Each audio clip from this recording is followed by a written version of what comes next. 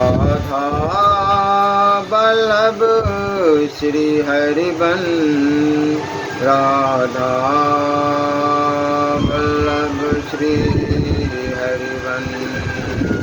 नारायणं नमस्कृत्यं नरं च नरोत्तमं देवी सरस्वती व्यासं ततो जयमुदीरये।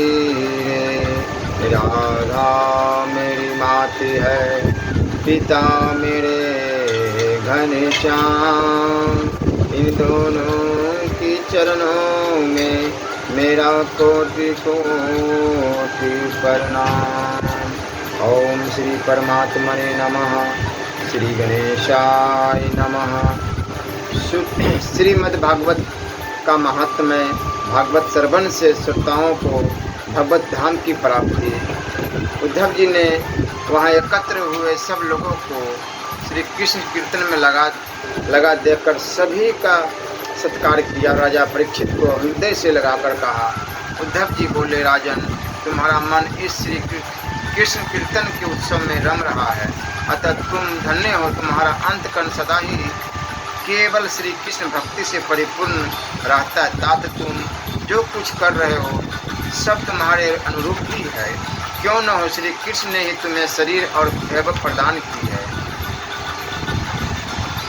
श्री कृष्ण ने ही तुम्हें शरीर और वैभव प्रदान किया है, अतः तुम्हारा उनके परपोत्र पर प्रेम होना स्वाभाविक ही है। उसमें तनिक भी संदेह नहीं है। समस्त द्वारका वासियों में ये लोग सबसे बढ़कर धन्यवाद के पात्र हैं, जिन्हें ब्रज में निवास कराने के लिए भगवान श्री कृष्ण ने अर्जुन को आज्ञा की थी। श्री कृष्ण का मन रूपी चंद्रमा राधा के मुख की प्रभारूप चांदनी से युक्त हो, श्री उनकी लीला भूमि वृंदावन को अपनी किरणों से सुशोभित करता हुआ यहाँ सदा प्रकाशमान रहता है। श्री कृष्ण चंद्र नित्य परिपूर्ण है। प्राकृत चंद्रमा की भांति उनमें वृद्धि और क्षय रूप विकार नहीं होते। उनकी जो 16 कलाएं हैं उनसे सहस्त्रों चिन्मय किरणें निकलती रहती हैं, इससे उनके सहस्त्रों भेद हो जाते हैं। इन सभी कलाओं से युक्त नित्य परिपूर्ण श्री कृष्ण इस ब्रज भूमि में सदा ही विद्यमान रहते हैं। इस भूमि में और उनके स्वरूप में कुछ अंतर नहीं है। राजेंद्र परीक्षित, इस प्रकार विचार करने पर सभी ब्रजवासी भगवान के अंग में स्थित है। शरणागतों का भय दूर करने वाले जो ये वज्र है, इनका स्थान श्री कृष्ण के दाहिने चरण में है। श्री कृष्ण का प्रकाश प्राप्त हुए बिना किसी को भी अपने स्वरूप का बोध नहीं हो सकता। जीवों के अंतकरण में जो श्री कृष्ण तत्व का प्रकाश है, उस पर सदा माया का पर्दा पड़ा रहता है। 28वें द्वापर के अंत में जब भगवान श्री कृष्ण स्वयं ही सामने प्रकट होकर माया का पर्दा उठा लेते हैं, उस समय जीवों को उनका प्रकाश प्राप्त होता है। किंतु अब वह समय तो बीत गया, इसलिए उनके प्रकाश की प्राप्ति के लिए अब दूसरा उपाय बतलाया जा रहा है। सुनो, 28वें द्वापर के अतिरिक्त समय में यदि कोई श्री कृष्ण तत्व का प्रकाश पाना चाहे तो उसे वह श्रीमद् भागवत से ही प्राप्त हो सकता है। भगवान के भक्त जहाँ जब कभी भागवत शास्त्र का कीर्तन और श्रवण करते हैं, वहाँ उस समय भगवान श्री कृष्ण साक्षात रूप से विराजमान रहते हैं। जहाँ श्रीमद् भागवत के एक या आधे श्लोक का ही पाठ होता है, वहीं भी श्री कृष्ण अपनी प्रियतमा गोपियों के साथ विद्यमान रहते हैं। जिन बड़भागियों ने प्रतिदिन श्रीमद् भागवत शास्त्र का सेवन किया है, उन्होंने अपने माता पिता और पत्नी तीनों के ही कुल का भली भांति उद्धार कर दिया।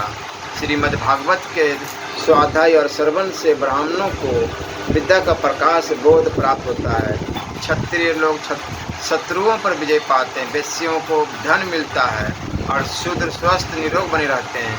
श्रीमद् भागवत से स्त्रियों तथा अनंत्यज यदि अन्य इन लोगों की भी इच्छा पूर्ण होती है। अतः कौन ऐसा भाग्यवान पुरुष है जो श्रीमद् भागवत का नित्य ही सेवन न करेगा, अनेकों जन्मों तक साधना करते करते जब मनुष्य पूर्ण सिद्ध हो जाता है तब उससे श्रीमद् भागवत की प्राप्ति होती है। भागवत से भगवान का प्रकाश मिलता है जिससे भगवत भक्ति उत्पन्न होती है। पूर्व काल में भगवान ने श्रीमद् भागवत का उपदेश देकर कहा, ब्राह्मण तुम अपने मनोरथ की सिद्धि के लिए सदा ही इसका सेवन करते रहो। ब्रह्मा जी श्रीमद् भागवत का उपदेश पाकर बड़े प्रसन्न हुए और उन्होंने श्री कृष्ण की नित्य प्राप्ति के लिए तथा 7 आवरणों को भंग करने के लिए श्रीमद् भागवत का सप्ताह पारायण किया। उद्धव जी कहते हैं, श्री भागवत के महात्म्य के संबंध में यह आख्यायिका मैंने अपने गुरु श्री बृहस्पति जी से सुनी और उनसे भागवत का उपदेश प्राप्त कर उनके चरणों में प्रणाम करके मैं बहुत ही प्रसन्न हुआ। तत्पश्चात मैंने भी 1 मास तक श्रीमद् भागवत कथा का भली भांति रसास्वादन किया। उतने से ही मैं भगवान श्री कृष्ण का प्रियतम सखा हो गया। इसके पश्चात भगवान ने मुझे ब्रज में अपनी प्रियतमा गोपियों की सेवा में लगाया। इसलिए भगवान अपने लीला परिकरों के साथ नित्य विहार करते रहते हैं, इसलिए गोपियों का श्री कृष्ण कभी भी वियोग नहीं होता। तथापि जो भ्रम से विरह वेदना का अनुभव कर रही थी, उन गोपियों के प्रति भगवान ने मेरे मुख से संदेश कहलाया। उस संदेश को अपनी बुद्धि के अनुसार ग्रहण कर गोपियाँ तुरंत ही विरह वेदना से मुक्त हो गई। मैं भागवत के इस रहस्य को तो नहीं समझ सका, परंतु उसका चमत्कार मैंने प्रत्यक्ष देखा। इसके बहुत समय के बाद जब ब्रह्मादि देवता ब्राह्मण भगवान से अपने परम धाम में पधारने की प्रार्थना करके चले गए, उस समय पीपल के वृक्ष के जड़ के पास अपने सामने खड़े हुए मुझे भगवान ने श्रीमद् भागवत विषयक उस रहस्य का स्वयं ही उपदेश किया और मेरी बुद्धि में उसका ढूंढ नीचे करा दिया। उसी के प्रभाव से मैं बद्रिकाश्रम में रहकर भी यहाँ ब्रज की लताओं और बेलों में निवास करता हूँ। उसी के बल से यहाँ नारद कुंड पर सदा स्वेच्छानुसार विराजमान रहता हूँ। भगवान के भक्तों को श्रीमद् भागवत के सेवन से श्री कृष्ण तत्व का प्रकाश प्राप्त हो सकता है। इस कारण यहाँ उपस्थित हुए इन सभी भक्तजनों के कार्य की सिद्धि के लिए मैं श्रीमद् भागवत का पाठ करूँगा, किंतु इस कार्य में तुम्हें ही सहायता करनी पड़ेगी। सूत जी कहते, यह सुनकर राजा परीक्षित उद्धव जी को प्रणाम करके उनसे बोले। परीक्षित ने कहा, हरिदास उद्धव जी, आप निश्चिंत होकर श्रीमद् भागवत कथा का कीर्तन करें और इस कार्य में मुझे जिस प्रकार की सहायता करनी आवश्यक हो उसके लिए आज्ञा दें। परीक्षित का यह वचन सुनकर उद्धव जी मन ही मन बहुत प्रसन्न हुए और बोले। उद्धव जी ने कहा, राजन, भगवान श्री कृष्ण ने जब से इस पृथ्वी तल का परित्याग कर दिया है, तब से यहाँ अत्यंत बलवान कलियुग का प्रभुत्व हो गया है। जिस समय यह शुभ अनुष्ठान यहाँ आरंभ हो जाएगा, बलवान कलियुग अवश्य ही इसमें बहुत बड़ा विघ्न डालेगा। इसलिए तुम दिग्विजय के लिए जाओ और कलियुग को जीतकर अपने वश में करो। इधर मैं तुम्हारी सहायता से वैष्णवी रीति का सहारा लेकर 1 महीने तक यहाँ श्रीमद् भागवत कथा का रसास्वादन कराऊंगा और इस प्रकार भागवत कथा के रस का प्रसार करके इन सभी श्रोताओं को भगवान मधुसूदन के नित्य गौलोक धाम में पहुंचा दूंगा। सूत जी कहते, उद्धव जी की बात सुनकर राजा परीक्षित पहले तो कलियुग पर विजय पाने के विचार से बड़े ही प्रसन्न हुए, परंतु पीछे यह सोचकर कि मुझे भागवत कथा के श्रवण से वंचित ही रहना पड़ेगा, चिंता से व्याकुल हो उठे। उस समय उन्होंने उद्धव जी से अपना अभिप्राय इस प्रकार प्रकट किया। परीक्षित बोले, हे तात, आपकी आज्ञा के अनुसार तत्पर होकर मैं कलयुग को तो अवश्य ही अपने बस में करूँगा, परंतु श्रीमद् भागवत की प्राप्ति मुझे कैसे होगी? मैं भी आपके चरणों की शरण में आया हूँ, अतः मुझ पर भी आपको अनुग्रह करना चाहिए। सूत जी कहते हैं कि इस वचन को सुनकर उद्धव जी पुनः बोले। उद्धव जी ने कहा, राजन, तुम्हें तो किसी भी बात के लिए किसी प्रकार की चिंता न करनी चाहिए, क्योंकि इस भागवत शास्त्र के प्रधान अधिकारी तो तुम ही हो। संसार के मनुष्य नाना प्रकार के कर्मों में रचे पचे हुए हैं। कोई लोग आज तक प्राय भागवत श्रवण की बात भी नहीं जानते। तुम्हारे ही प्रसाद से इस भारतवर्ष में रहने वाले अधिकांश मनुष्य श्रीमद् भागवत कथा की प्राप्ति होने पर नित्य सनातन सुख स्वरूप परमात्मा को प्राप्त करेंगे।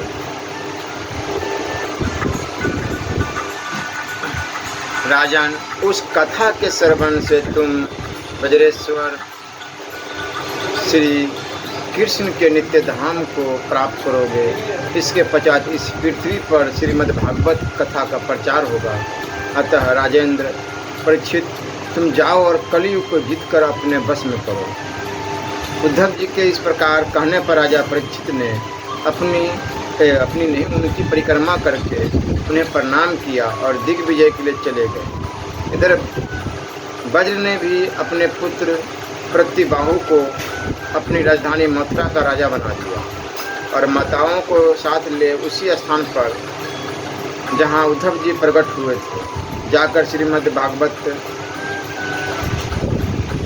सुनने की इच्छा से रहने लगे। तदंतर उद्धव जी ने वृंदावन में गोवर्धन पर्वत के निकट 1 महीने तक श्रीमद् भागवत कथा का रस की धारा बहाई। उस रस का आस्वादन करते समय प्रेमी श्रोताओं की दृष्टि में सब और भगवान की सच्चिदानंदमय लीला प्रकाशित हो गई और उन्हें सर्वत्र श्री कृष्ण चंद्र का साक्षात्कार होने लगा। उस समय सभी श्रोताओं ने अपने को भगवान के स्वरूप में इष्ट देखा। वज्र नाभ ने श्री कृष्ण के दाहिने चरण कमल में अपने को इष्ट देखा और श्री कृष्ण के विरह शोक से मुक्त होकर उस स्थान पर अत्यंत सुशोभित होने लगे।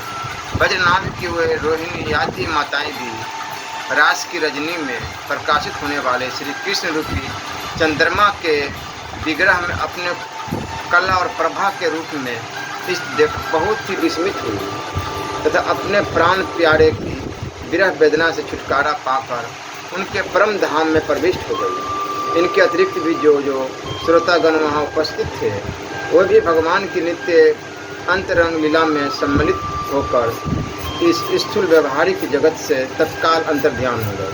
वे सभी सदा ही गोवर्धन पर्वत के कुंज और झाड़ियों में वृंदावन, काम्यवन आदि वनों में तथा वहाँ की दिव्य गौों के बीच में श्री कृष्ण के साथ विचरते हुए अनंत आनंद का अनुभव करते रहते हैं। जो लोग श्री कृष्ण के प्रेम में मग्न हैं उन भावुक भक्तों के उनके दर्शन भी होते हैं। जो लोग इस भागवत प्राप्ति की कथा को सुनेंगे और कहेंगे उन्हें भगवान मिल जाएंगे और उनके दुखों का सदा के लिए अंत हो जाएगा। श्रीमद् भागवत का स्वरूप, प्रमाण, श्रोता वक्ता के लक्षण, श्रवण विधि और महात्म्य। ऋषिगण श्रीमद् भागवत और श्री भगवान का स्वरूप सदा एक ही है और वह है सच्चिदानंदमय भगवान श्री कृष्ण में जिनकी लगन लगी है उन भावुक भक्तों के हृदय में जो भगवान के मार्ग भाव को अव्यक्त करने वाला, उनके दिव्य मार्ग रस का आस्वादन कराने वाला सर्वोत्कृष्ट वचन है, उससे श्रीमद् भागवत समझो। जो वाक्य ज्ञान, विज्ञान, भक्ति एवं इनके अंगभूत साधन चतुष्य को प्रकाशित करने वाला है तथा जो माया का मर्दन करने में समर्थ, उससे भी तुम श्रीमद् भागवत समझो। श्रीमद् भागवत अनंत अक्षर स्वरूप है। इसका नियत प्रमाण भला कौन जान सकता है। पूर्व काल में भगवान विष्णु ने ब्रह्मा जी के प्रति 4 श्लोकों में इसका दिग्दर्शन मात्र कराया था। विप्रगण इस भागवत की अपार गहराई में डुबकी लगाकर इसमें से अपनी अभीष्ट वस्तु को प्राप्त करने में केवल ब्रह्मा, विष्णु और शिव आदि ही समर्थ हैं, दूसरे नहीं। परंतु जिनकी बुद्धि आदि वृत्तियाँ परिमित है, ऐसे मनुष्य का हित साधन करने के लिए श्री व्यास जी ने परीक्षित और सुखदेव जी के संवाद के रूप में जिसका गायन किया है, उसी का नाम श्रीमद् भागवत है।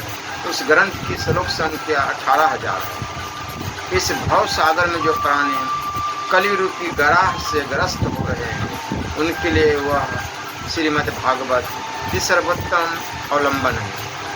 श्रोता दो प्रकार के माने गए हैं, परवर उत्तम तथा अवर अधम। परवर श्रोताओं के चातक, हंस, सुख और मीन आदि कई भेद हैं। अवर के भी वृक, भ्रूण, वृष और उष्ट आदि अनेकों भेद बतलाए गए हैं। चातक कहते हैं पपीहे को, वह जैसे बादल से बरसते हुए जल में ही स्पृहा रखता है, दूसरे जल को छूता ही नहीं, उसी प्रकार जो श्रोता सब कुछ छोड़कर केवल श्री कृष्ण संबंधी शास्त्रों के श्रवण का व्रत ले लेता है, वह चातक कहा गया। जैसे हंस दूध के साथ मिलकर एक हुए जल से निर्मल दूध ग्रहण कर लेता है और पानी को छोड़ देता है, उसी प्रकार जो श्रोता अनेकों शास्त्रों का श्रवण करके भी उसमें से सार भाग अलग करके ग्रहण करता है, उसे हंस कहते हैं। जिस प्रकार भली भांति पढ़ाया हुआ तोता अपनी मधुर वाणी से शिक्षक को तथा पास आने वाले दूसरे लोगों को भी प्रसन्न करता है, उसी प्रकार जो श्रोता कथावाचक व्यास के मुंह से उपदेश सुनकर जो सुंदर और परिमित वाणी में पुनः सुना देता है और व्यास एवं अन्य श्रोताओं को अत्यंत आनंदित करता है, वह सुख कहलाता है। जैसे क्षीर सागर में मछली मौन रहकर अपलक आंखों से देखती हुई सदा दुग्ध पान करती रहती है, उसी प्रकार जो कथा सुनते समय निर्मेश नियमों नयनों से देखता हुआ मुंह से कभी एक शब्द भी नहीं निकालता और निरंतर कथा रस का ही आस्वादन करता रहता है, वह प्रेमी श्रोता मीन कहा गया है। ये परवर अर्थात उत्तम श्रोताओं के भेद बताए गए। अब अवर यानी अधम श्रोता बताए जाते हैं। ब्रुक कहते हैं भेड़िए को। जैसे भेड़िया वन के भीतर बेनू की मीठी आवाज़ सुनने में लगे हुए मृगों को डराने वाली भयानक गर्जना करता है, वैसे ही जो मूर्ख कथा श्रवण के समय रसिक श्रोताओं को उद्विग्न करता हुआ बीच बीच में जोर जोर से बोल उठता है, वह ब्रिक कहलाता है। हिमालय के शिखर पर एक भूरुंड जाति का पक्षी होता है, वह किसी के शिक्षाप्रद वाक्य सुनकर वैसा ही बोला करता है, किंतु स्वयं उससे लाभ नहीं उठाता। इसी प्रकार जो उपदेश की बात सुनकर उसे दूसरे को तो सिखाए पर स्वयं आचरण में न लाए, ऐसे श्रोता को भूरुंड कहा गया है। कहते हैं वृष कहते हैं बैल को, उसके सामने मीठे मीठे अंगूर हो या कड़वी खली, दोनों को वह एक सा ही मानकर खाता है। उसी प्रकार जो शून्य हुई सभी बातें ग्रहण करता है, पर सार और असार वस्तु का विचार करने में उसकी बुद्धि अंधी असमर्थ होती है, ऐसा श्रोता वृष कहलाता है। जिस प्रकार ऊँट मर्द गुण से युक्त आम को भी छोड़कर केवल नीम की पत्ती चबाता है, उसी प्रकार जो भगवान की मधुर कथा को छोड़कर उसके विपरीत संसारी बातों में रमता रहता है, उसको ऊँट कहते हैं। ये कुछ थोड़े से भेद है यहाँ बताए गए हैं। इनके अतिरिक्त जो भी परवर अवर दोनों प्रकार के श्रोताओं को धर्मर और गंधर्व आदि बहुत से भेद हैं। इन सब भेदों को उन श्रोताओं के स्वाभाविक आचार व्यवहारों से परखना चाहिए, जो वक्ता के सामने उन्हें विधिवत प्रणाम करके बैठे और अन्य संसारी बातों को छोड़कर केवल श्री भगवान की लीला कथाओं को ही सुनने की इच्छा रखते, समझने में अत्यंत कुशल हो, नम्र हो, हाथ जोड़े रहे, शिष्य भाव से उपदेश ग्रहण करे और भीतर श्रद्धा तथा विश्वास रखे। इसके सिवा जो कुछ सुने उसका बराबर चिंतन करता रहे, जो बात समझ में न आवे उसे पूछे और पवित्र भाव से रहे तथा श्री कृष्ण के भक्तों पर सदा ही प्रेम रखता हो, ऐसे ही श्रोता को वक्ता लोग उत्तम श्रोता कहते हैं। अब वक्ता के लक्षण बतलाते हैं। जिसका मन सदा भगवान में लगा रहे, जिसे किसी भी वस्तु की अपेक्षा न हो, जो सबका सुहृद और दिनों पर दया करने वाला हो तथा अनेकों युक्तियों से तत्व का बोध करा देने में चतुर हो, उसी वक्ता का मुनि लोग भी सम्मान करते हैं, न कि धन बटोरने वाले को। विप्रगण, अब मैं भारतवर्ष की भूमि पर श्रीमद् भागवत कथा का सेवन करने के लिए जो आवश्यक विधि उसे बतलाता हूँ, आप उसे सुने। इस विधि के पालन से स्वतः की सुख परंपरा का विस्तार होता है। श्रीमद् भागवत का सेवन 4 प्रकार का है, सात्विक, राजस, तामस और निर्गुण, जिसमें यज्ञ की भांति तैयारी की गई हो, बहुत सी पूजा सामग्रियों के कारण, और जो अत्यंत शोभा संपन्न दिखाई दे रहा हो, और बड़े ही परिश्रम से बहुत उतावली के साथ 7 दिनों में ही जिसकी समाप्ति की जाए, वो प्रसन्नतापूर्वक किया हुआ श्रीमद् भागवत का सेवन राजस है। 1 या 2 महीने में धीरे धीरे कथा के रस का आस्वादन करते हुए बिना परिश्रम के जो श्रवण होता है, वह पूर्ण आनंद को बढ़ाने वाला सात्विक सेवन कहलाता है। तामस सेवन वह है जो कभी भूल से छोड़ दिया जाए और याद आने पर फिर आरंभ कर दिया जाए। इस प्रकार 1 वर्ष तक आलस्य और अश्रद्धा के साथ चलाया जाए, यह तामस सेवन भी न करने की अपेक्षा अच्छा और सुख ही देने वाला है। जब वर्ष, महीना और दिनों के नियम का आग्रह छोड़कर सदा ही प्रेम और भक्ति के साथ श्रवण किया जाए, तब वह सेवन निर्गुण माना गया। राजा परीक्षित और सुखदेव के संवाद में भी जो भागवत का सेवन हुआ था, वह निर्गुण ही बताया गया है। उसमें जो 7 दिनों की बातें आती है, वह राजा की आयु बचे हुए दिनों के संख्या के अनुसार है। सप्ताह कथा का नियम करने के लिए नहीं है। भारतवर्ष के अतिरिक्त अन्य स्थानों में भी त्रिगुण, सात्विक, राजस और तामस अथवा निर्गुण सेवन अपनी रुचि के अनुसार करना चाहिए। तात्पर्य है कि जिस किसी प्रकार भी हो सके, श्रीमद् भागवत का सेवन, उसका श्रवण करना ही चाहिए। जो केवल श्री कृष्ण की लीलाओं की श्रवण, कीर्तन एवं रसास्वादन के लिए लालियत रहते और मोक्ष भी की इच्छा नहीं रखते, उनका तो श्रीमद् भागवत ही धन है। तथा जो संसार के दुखों से घबराकर अपनी मुक्ति चाहते हैं, उनके लिए भी यही इस और रोग की औषधि है।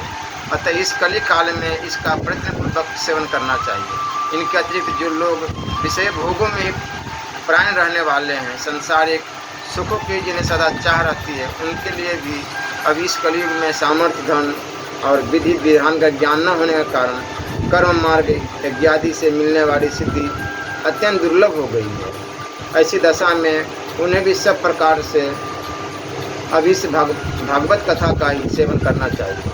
यह श्रीमद् भागवत कथा धन, पुत्र, स्त्री, हाथी, घोड़े आदि वाहन, यश, मकान और निष्कंटक राज्य भी दे सकते हैं। सकाम भाव से भागवत का सहारा लेने वाले मनुष्य इस संसार में मनोवांछित उत्तम भोग को भोग कर अंत में श्रीमद् भागवत के ही संग से श्री हरि के परम धाम को प्राप्त हो जाते हैं। जिनके यहाँ श्रीमद् भागवत की कथा वार्ता होती हो तथा जो लोग उस कथा के श्रवण में लगे रहते हो,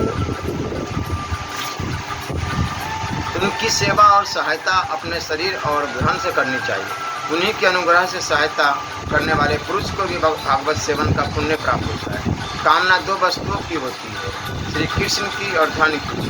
श्री कृष्ण की सेवा जो कुछ भी चाहा जाए, यह सब धन के अंतर्गत है। उनकी धन संज्ञा है। श्रोता और वक्ता भी 2 प्रकार के माने गए, एक श्री कृष्ण को चाहने वाले, दूसरे धन को चाहने वाले। जैसा वक्ता वैसा ही श्रोता भी हो तो वहाँ कथा में रस मिलता है, अतः सुख की वृद्धि होती है। यदि दोनों विपरीत विचार के हो तो रसाभास हो जाता है, अतः फल की हानि होती। किंतु जो श्री कृष्ण को चाहने वाले वक्ता और श्रोता है, उन्हें विलंब होने पर भी सिद्धि अवश्य मिलती है। श्री कृष्ण की चाह रखने वाला सर्वथा गुणहीन हो और उन्हें उसकी विधि में कुछ कमी रह जाए, उपयोग उचित नहीं है, तो भी यदि उसके हृदय में प्रेम है तो वही उसके लिए सर्वोत्तम विधि है। सकाम पुरुष को कथा की समाप्ति के दिन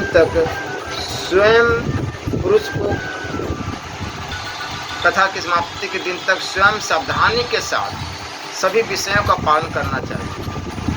भागवत कथा के श्रोता और वक्ता दोनों को ही पालन करने योग्य विधि है। प्रतिदिन प्राप्त काल स्नान करके अपना नित्य कर्म पूरा कर ले, फिर भगवान का चरणामृत पीकर पूजा के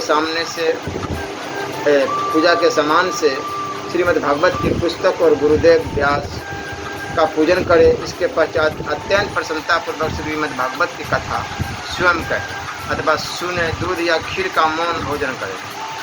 नित्य ब्रह्मचर्य का पालन और भूमि पर शयन करे। क्रोध और लोभ आदि को त्याग दे। प्रतिदिन कथा के अंत में कीर्तन करें और कथा समाप्त होने पर रात्रि में जागरण करें।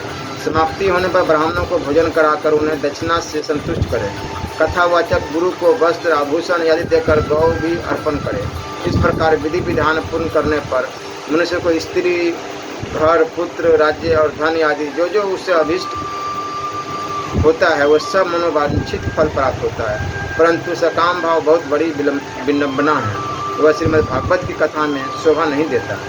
श्री सुखदेव जी के मुख से कहा हुआ यह श्रीमद् भागवत शास्त्र जो कलयुग में साक्षात श्री कृष्ण की प्राप्ति कराने वाला और नित्य प्रेमानंद प्रदान करने वाला है, इसका तुच्छ कामना के लिए उपयोग उचित नहीं है। इति श्रीमद् भागवत महात्म्य संपूर्ण। श्री राधा वल्लभ लाल की जय।